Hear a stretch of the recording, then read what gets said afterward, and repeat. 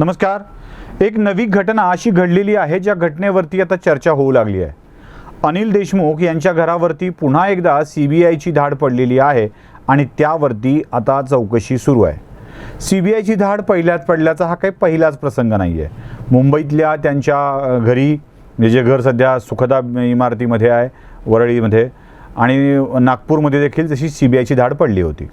या CBIच्या धाडीनंतर पुन्हा एकदा अनिल देशमुखांच्यावरती CBIची धाड पडलेली आहे. त्यासोबत अनिल परब यांची देखील चौकशी करण्यात यावी अशी मागणी होते आहे. आणि सोबतच काही लोक असाही दावा करतायत की या धाडीबिडी पडत असतात, यावरून काही फार हासिल होत आहे असं नाही आहे, यावरून काही साध्य होईल असंही नाही आहे, असा देखील काही लोकांचा विचार आहे. मोदींच्या हातामध्ये पुरावे आहेत, तर मोदी अनिल देशमुख, अनिल परब या प्रकरणाला गती का देत नाही आहेत असा देखील प्रश्न लोक विचारत असतात. मंडळी, प्रश्न अनेक आहेत. म्हणजे लोकांचा दावा असा आहे की ही सगळी मंडळी तात्काळ बिहाइंड द बार जावी. लोकांचा दावा असा आहे की मोदी उशीर करून, भाजप उशीर करून, CBIचा वापर करून दबाव आणू पाहताय का? प्रश्न अनेक आहेत.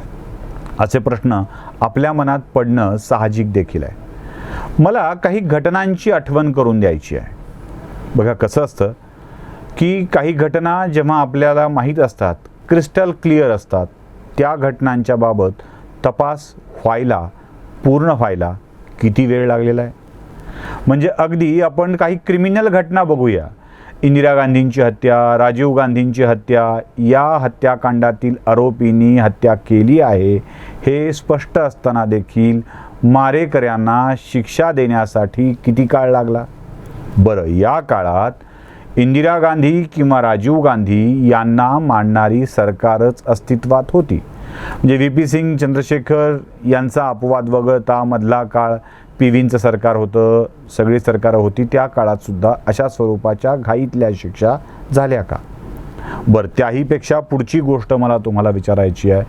कसाबनी हल्ला केला भारतावरती, मुंबईवरती. कसाब काही व्हिज्युअलमध्ये लोकांना मारताना स्पष्टपणे दिसतो आहे. अशा वेळी सुद्धा कसाबला मृत्यूदंड देण्यासाठी किती विलंब लागला? कसाबची फाशीची शिक्षा फायनल झाल्यावर सुद्धा राष्ट्रपतींनी दयेचा अर्ज नाकारेपर्यंत कसाबला फाशी देण्यासाठी आपण वाट बघितली होती. त्यावेळी हा प्रश्न आपण विचारला होता का? आणि विचारला होता तर त्याचं उत्तर काय आलं आहे? प्रश्न विचारला तरी त्याचं उत्तर असं येतं की एक प्रक्रिया पूर्ण करावी लागते. कायदेशीर प्रक्रिया पूर्ण झाल्याशिवाय गुन्हेगारांना शिक्षा देता येत नाही अथवा बिहाइंड द बार म्हणजे तुरुंगात टाकता येत नाही. ही प्रक्रिया पूर्ण करण्याचा एक कालावधी असतो. म्हणून अनिल देशमुख काय किंवा चिदंबरम काय किंवा कोणत्याही प्रकरणामध्ये एक प्रक्रिया पूर्ण झाल्याशिवाय अटक आणि शिक्षा, नुसती अटक नाही, अटकेनंतर परत न्यायालयीन प्रक्रिया आणि त्यानंतर शिक्षा, न्यायालयीन प्रक्रियेत सुद्धा वेगवेगळे अपील आणि त्यानंतर गुन्हा सिद्ध आणि सिद्धनंतर शिक्षा, असा प्रकार आपल्याकडे होत असतो. जर मनमोहन सिंगांनी केलेली कृती, PVंनी केलेली कृती, या कृती त्यावेळेस अयोग्य आहे असं आपल्याला वाटत असेल तर आज मोदी करतायत ती कृतीसुद्धा अयोग्य आहे असं म्हणता येईल.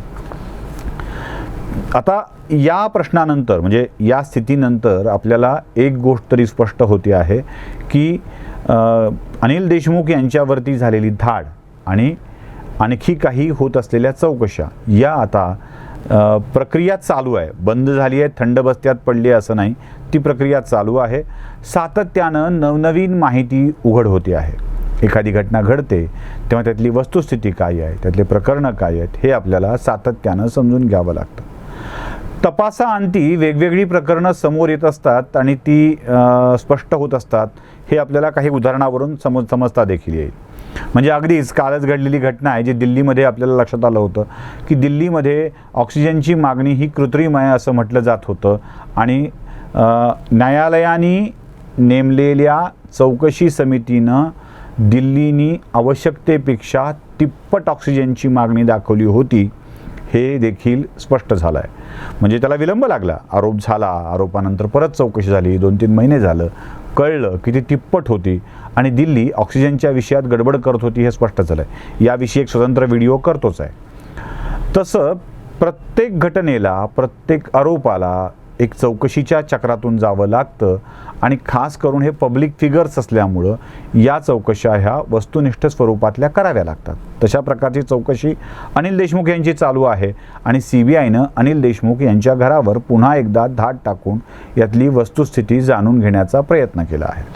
आता अनिल देशमुखांच्या बाबतीत अनेक पुरावे दाखल झालेले आहेत. सगळ्यात मोठा विषय आहे तो म्हणजे खंडणीचा आणि खंडणीनंतर रश्मी शुक्ला यांच्या अहवालाचा. मी वारंवार हे गोष्ट सांगत आलेलो आहे की रश्मी शुक्ला यांचा अहवाल जो बाहेर पडला आहे ते हिमनगाचं टोक आहे. म्हणजे त्यातल्या काहीच गोष्टी लीक झालेल्या आहेत, काही गोष्टी जशाच तशा अजून सरकार दरबारी दाखल आहेत. सुदैवाने ज्या सीताराम कुंटेंच्याकडं राज्याचे सहज मुख्य सचिव असताना, जॉईंट चीफ सेक्रेटरी असताना त्यांच्याकडं अहवाल दाखल झालेला आहे, तेच आता राज्याचे चीफ सेक्रेटरी आहेत. त्यामुळे तो अहवाल तत्कालीन सहसचिवांच्याकडं आणि आत्ताच्या मुख्य सचिवांच्याकडं आहे, तत्कालीन राज्याच्या पोलीस महासंचालकांच्याकडं आहे आणि तोच अहवाल रश्मी शुक्ला यांच्याकडं आहे. रश्मी शुक्लांवरती गुन्हा दाखल करण्याची घोषणा झाली, तो गुन्हा दाखलही झाला. त्यात पुढे काही फारसं न्यायालयीन पातळीवर घडलेलं नाही, हेही मला तुम्हाला जाणीवपूर्वक सांगायचं आहे. त्यामुळं अनिल देशमुखांच्या रश्मी शुक्ला यांच्या बदलीच्या प्रकरणात कमवलेल्या पैशाबाबतचा अहवाल अजूनही शाबूत आहे.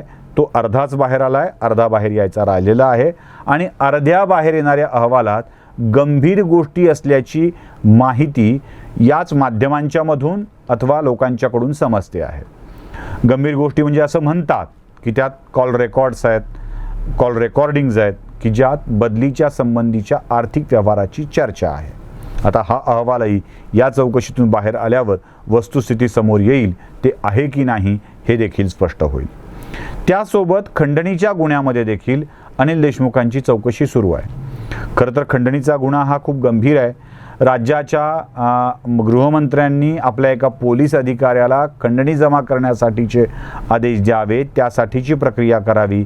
ही प्रक्रियाच मुळात खूप गंभीर आणि लज्जास्पद आहे. आता काँग्रेस म्हणजे खरं तर या विषयावर काँग्रेस पटकन पहिल्यांदा पुढे आलेली आहे आणि ती दावा करते आहे की ही तर मोदींची चाल आहे, ही दबाव टाकण्याची पद्धत आहे, हे सरकार पाडण्यासाठीची पद्धत आहे. म्हणजे इंटायर महाराष्ट्रात जे काही चाललं आहे ते फक्त सरकार पाडण्यासाठीच चाललं आहे असं वाटायला लागलं आहे. सरकार काही पडत नाही आहे आणि चौकशा काही थांबत नाही आहेत, अशा दोन्ही प्रक्रिया आपल्याला दिसत आहेत. पण अनिल देशमुखांची चौकशी होते आहे ती वेगवान रीतीनं होते आहे आणि त्यासोबत आणखी काही लोकांच्या मागं देखील हा चौकशीचा ससेमिरा लागलेला आहे. यात प्रामुख्यानं अनिल परब यांचं नाव देखील आघाडीवर आहे आणि सातत्यानं अनिल परब, अनिल देशमुख हीच दोन नावं पुढे येत होती. अनिल परबांचा व्यक्तिगत विषयातला अपहार देखील खूप महत्त्वाचा आहे आणि अनिल देशमुख यांनी एकूणच पोलीस यंत्रणेचा गैरवापर केला आहे अशी मनस्थिती आपल्या सगळ्यांची, असा समज, असा विश्वास, आता विश्वास, समजाकडून विश्वासाकडची वाटचाल ही चाललेली आहे, आता आपल्या सगळ्यांचा होऊ लागलेला आहे. अनिल देशमुखांची ही चौकशी ज्या गंभीर वळणापर्यंत जाणार आहे, ज्या गंभीर स्थितीपर्यंत जाणार आहे, ती स्थिती खरंच खूप भयंकर असेल. म्हणजे राज्यातील राजकारणी कशा पद्धतीनं पोलीस दलाचा वापर करतात. म्हणजे मला हसू येतं, खरं तर हसूच म्हणायला पाहिजे याचं, की मोदी सरकार म्हणजे केंद्र सरकार CBIचा वापर दबाव टाकण्यासाठी करतं आहे असा आरोप एकीकडं केला जातो आहे. जे चला ठीक आहे, आपण हा आरोप वादासाठी मान्य करूया की केंद्र सरकार आपल्या सरकारी यंत्रणांचा वापर चौकशाचं शुल्ककाष्ठ टाकून दबाव आणण्यासाठी करतं आहे. पण इथे राज्याच्या गृहमंत्र्यांनी आपल्या यंत्रणेचा वापर माल जमा करण्यासाठी केला होता, हे कसं विसरता येईल. म्हणजे राज्याच्या गृहमंत्र्यांनी आपल्या मर्जीतला सहाय्यक पोलीस निरीक्षक तिथे नेमायचा, त्याच्याकडून 100-100, 200 कोटी रुपये जमा करण्याचे उद्दिष्ट द्यायचं, त्याचं टूल किट तयार करायचं. टूल किटच नाही की किती बार आहेत, किती काय आहे, कुणाकडून कसे घेता येतील, कुणाला किती मागता येतील, कसे जमा करायचे, यासंबंधीची व्यवस्था लावायची. त्यासाठी अनुकूल अधिकारीच आणायचे. म्हणजे अगदी जे पोलीस आयुक्त आणले होते परमवीर सिंग, ते देखील अनुकूल आयुक्त होते, हे लक्षात घेतलं पाहिजे. याच परमवीर सिंगांनी या सरकारला कुठे कुठे मदत केली आहे. म्हणजे अजित पवारांचा जो घोटाळा आहे ना, ज्याची मागणी आता फडणवीसांनी केलेली आहे की चौकशी करण्यात यावी, आणि असं म्हणतात की फडणवीसांच्याच काळामध्ये क्लीन चिट देण्यात आलेली होती. खरं तर अजित पवारांना या सगळ्या सिंचन घोटाळ्याच्या आरोपातून क्लीन चिट देण्याचं काम कोण केलं होतं? त्यावेळी अँटी करप्शन ब्युरोचे प्रमुख कोण होते? जरा नीट लक्षात घ्या हे सगळं सूत्रबद्ध पद्धत. घडलं असलं त्या 48 तासाच्या सरकारमध्ये फडणवीसांच्या, म्हणजे दोघांनी मिळून शपथविधी घेतली आणि शपथविधीनंतर क्लीन चिट देण्यात आली. हे घडलं असलं त्या काळात देखील अँटी करप्शन ब्युरोकडून याला क्लीन चिट देण्याचे त्यावेळेसचे अधिकारी परमवीर सिंगच होते. परमवीर सिंगांनीच प्रेस कॉन्फरन्स घेऊन ही क्लीन चिट दिलेली होती, हे आपल्याला विसरता येणार नाही. प्रकरण मालेगाव स्फोटातील हिंदू दहशतवाद सिद्ध करण्यासाठीचं असो, तिथेही पुन्हा परमवीर सिंग आहेत. परमवीर सिंगांनाच वापरण्यात आलेलं होतं. फरक फक्त इतका आहे की परमवीर सिंग नावाचा अधिकारी राष्ट्रवादीनं निर्माण केला असेल, पाळला असेल, म्हणजे सापाला दूध पाजलं असेल, तर साप दूध पीत नसतो, तरीही हा सांभाळला असेल, तरीही याच सापानं राष्ट्रवादी काँग्रेसलाच डंख मारला आहे, हे विसरून चालणार नाही. याच परमवीर सिंगांनी अनिल देशमुखांनी कशा स्वरूपामध्ये पैसे गोळा केलेत हे उघड केलेलं आहे, आणि याच आरोपाच्या आधारे ही सगळी चौकशी होती आहे. म्हणजे मोदींनी चौकशी प्रारंभ केली असं अजिबात नाही आहे, हे लक्षात घ्या. हे वाटलं आणि चौकशी सुरू झाली असं नाही आहे. चौकशी सुरू होण्याचं कारण परमवीर सिंगांनी पत्र पाठवलं, ते सर्वोच्च न्यायालयात गेले. सर्वोच्च न्यायालयानं याबाबतचे निर्देश उच्च न्यायालयातून घ्यावे असं सांगितलं. ते उच्च न्यायालयात आले. CBI चौकशी करण्याचे आदेश उच्च न्यायालयानं दिले. CBI चौकशी रोखण्यासंबंधीची मनाई सर्वोच्च न्यायालयानं केली आणि चौकशीला प्रारंभ झाला. इथे मोदींना वाटलं म्हणून चौकशी सुरू झालेली नाही आहे. यात राष्ट्रवादीचा अनुकूल अधिकारी कोर्टात जातो आणि तिथून चौकशीचे आदेश येतात, हे विसरता कामा नये. व्यवहारात झालेल्या वादंगावरून दोन मंत्री आणि अधिकारी यांच्या व्यवहारात झालेल्या वादंगावरून हे प्रकरण उद्भवलेलं आहे आणि चौकशी सुरू झालेली आहे. मुद्दा पुढचा, NIAचा तपास सुद्धा मोदींची इच्छा म्हणून आलेला नाही आहे. अगदी मनसुख हिरेंच्या गाडीत अँटिलियाच्या बाजूला जिलेटिनच्या कांड्या ठेवल्यानंतर जो काही प्रताप टेलिग्रामच्या अकाउंटवरून करण्यात आला आणि त्यात दहशतवादी संघटनांचा हात असल्याचं दाखवलं गेलं, त्यातून NIAची एंट्री झालेली आहे आणि यातून अनेक रहस्य बाहेर पडलेले आहेत. इथेही मोदींची इच्छा हा मुद्दा महत्त्वाचा नाही आहे. त्यामुळं आता चौकशी सुरू झाली आहेच, तर यातल्या डिटेल्स गोष्टी बाहेर पडण्यासाठी काही काळ लागणार आहेच, आणि तो काळ घेऊन CBI आणि NIA आपापल्या पद्धतीनं आपापल्या विषयात चौकशी करत आहे. ही CBIची चौकशी एका अशा निर्धारित वेळेपर्यंत जाईल जिथे त्यातून सत्यच बाहेर येईल, आणि हे सत्य महाराष्ट्रासाठी धक्कादायक नव्हे, लज्जास्पद असेल अशी स्थिती आहे. व्हिडिओ कसा वाटला ते नक्की कळवा. लाईक, सबस्क्राईब करायला विसरू नका, शेअर करायला विसरू नका. धन्यवाद.